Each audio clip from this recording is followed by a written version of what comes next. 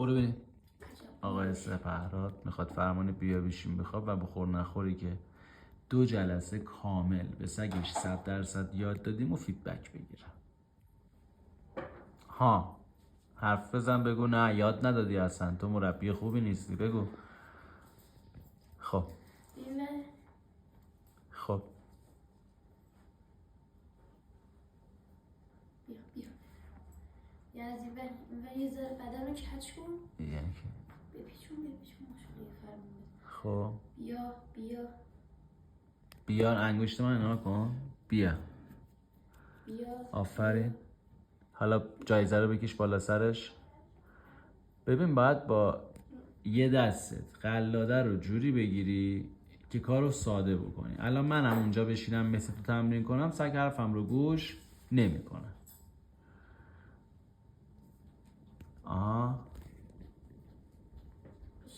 بشین. خب برو واسه خوابیدن. خب یه دست بکش رو سرش، یه تیکه جایزه بده. حالا میری واسه خوردن نخوردن. با اینکه همشو اشتباه انجام دادی ولی چون سگت حرف گوش کرد اشکال نداره فعلا. نه من درست نه کاملا اشتباه بود. خب برو واسه خوردن نخوردن. یکم تندتر میدونی؟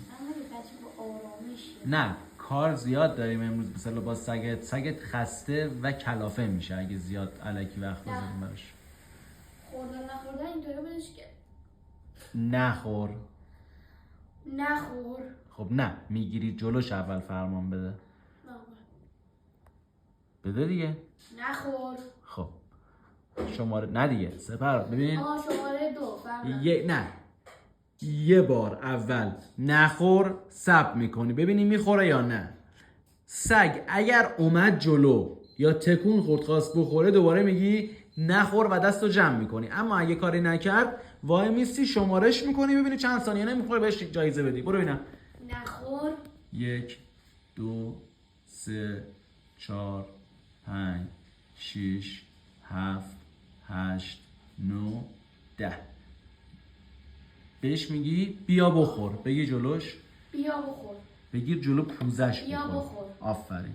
الان بخوره. بده آره جایزه رو بذار جلو دهنش که بخوره. چقدر چرتی بار اومده. ببین قشنگ نمیخوره یا اومد گرفت. نه ببین خوردن و نخوردن مرز باریکی بین یادگیری داره. حالا مرحله دومش این می‌رسیم اینجا. بله. لفظی غیر لفظی بدنی همه تو اینطوری بشه. باش. ببین این اینجاست. خب نخور. جایزه رو بیار نزدیکتر.